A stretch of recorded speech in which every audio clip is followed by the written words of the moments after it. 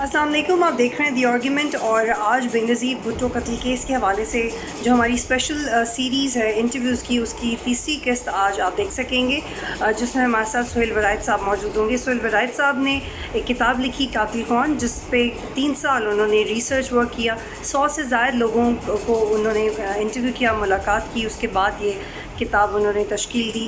اس کتاب سے وہ کیا اخذ کرتے ہیں اور یہ کتاب کتنی مددگار ثابت ہو سکتی ہے بے نظیر قتل کیس کو سمجھنے کے لیے۔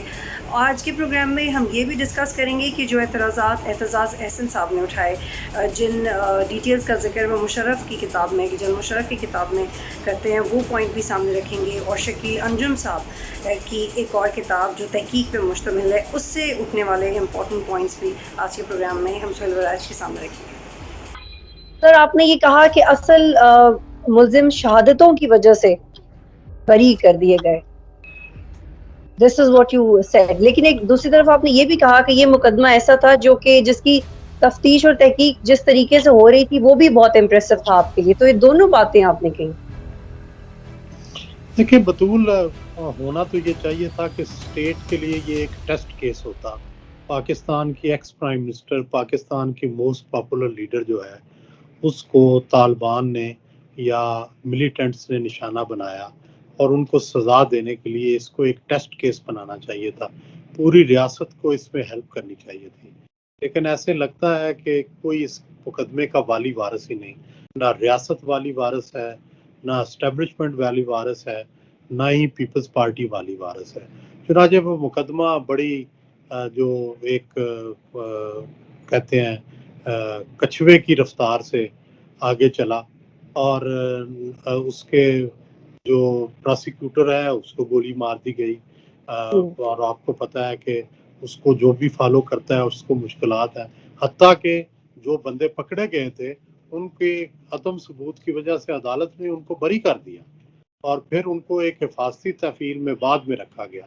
تو یہ بڑا ایک افسوسناک امر ہے، اس پہ جتنا بھی افسوس کیا جائے بے حسی ہے ریاست کی، اسٹیبلشمنٹ کی، کہ اتنے بڑے اگر قتل کیس کو آپ فالو نہیں کرتے اور اس کی بجائے جو ملزم ہیں وہ دندناتے پھرتے ہیں، اور جو بلکہ اس کیس کو فالو کرتا ہے اس کو مار دیا جاتا ہے، اور ججز جو ہیں وہ بھی دباؤ میں رہتے ہیں، تو ایسی صورتحال پر سوائے افسوس کے اور کیا کیا جا سکتا ہے؟ سہیل ولایت صاحب، آپ سے بات کرنے سے پہلے ہماری شکیل انجم صاحب سے بھی ہم نے انٹرویو کیا اور ان کی کتاب کے حوالے سے بھی بات کی، اور جب ان کے سامنے میں نے آپ کا حوالہ، آپ کی کتاب کا حوالہ دیا، تو انہوں نے بڑے احترام سے کہا کہ میں سہیل ولایت صاحب سے ڈس ایگری تو نہیں کر سکتا، وہ سینئر ہیں، لیکن ان کا جو تحقیق اور کام کرنے کا طریقہ تھا اس کیس کے حوالے سے وہ آپ سے قدرے مختلف تھا۔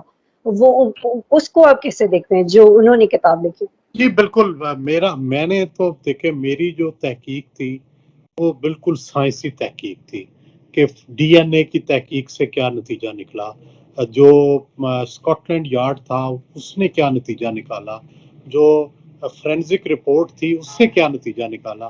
میں نے جو سازشی تھیوریاں تھیں ان کو ڈسکس تو کیا ہے، لیکن ڈپینڈ میں نے سائنٹیفک تھیوریز پہ کیا ہے۔ سائنسی جو سازشی تھیوریاں ہیں ان کو صرف ڈسکشن میں رکھا ہے، لیکن اصل بات یہ ہے کہ سائنس کیا کہتی ہے، تو جو مختلف اس پہ رپورٹس آئی ہیں وہ کیا کہتی ہیں، ان کی نظر میں نے کتاب لکھی ہے۔ میں نے جو کنسپریشنل تھیوریز ہوتی ہیں ان کو ضرور مد نظر تو رکھا ہے، لیکن سائنس کی مدد سے ان کنسپریشنل تھیوریز کو رد بھی کیا ہے۔ آپ کیا سمجھتے ہیں کہ آنے والے وقت میں کبھی اس کیس کے حوالے سے کوئی نئے پہلو سامنے آ سکتے ہیں؟ آپ نے ایک آرٹیکل میں، آپ یہ اس وقت تو کہہ رہے ہیں اور آپ یہ بات مانتے ہیں کہ آپ نے کسی کانسپریسی تھیوری کو بنیاد نہیں بنایا کتاب لکھتے ہوئے، لیکن آپ کا ایک آرٹیکل میں نے پڑھا، اس کا اختتام آپ نے اس طرح سے کیا تھا کہ ہو سکتا ہے آنے والے وقت میں جو بالواسطہ کلرز ہیں، مطلب جو انڈائریکٹ لوگوں جنہوں نے آرڈرز دیے، ان کو شاید وقت قاتل قرار دے دے، تو پھر یہ بات آپ نے کس بنیاد پہ کی؟ جی یہ میں اب بھی سمجھتا ہوں کہ دیکھیں کچھ لوگ خاموش قاتل ہیں، کچھ ایکٹیو قاتل ہیں۔ ایکٹیو قاتل تو وہ ہیں ظاہر ہے جنہوں نے یہ سارا پرفارم کیا، جو اس منصوبے میں شامل تھے، جس نے دھماکہ کیا، جس نے پسٹل چلایا، اور خاموش قاتل وہ ہیں جنہوں نے سیکیورٹی جو ہے وہ پراپر نہیں دی، اور جن کو اندازہ تھا کہ کچھ ہو سکتا ہے لیکن انہوں نے جو حفاظتی اقدامات تھے وہ مناسب نہیں کیے۔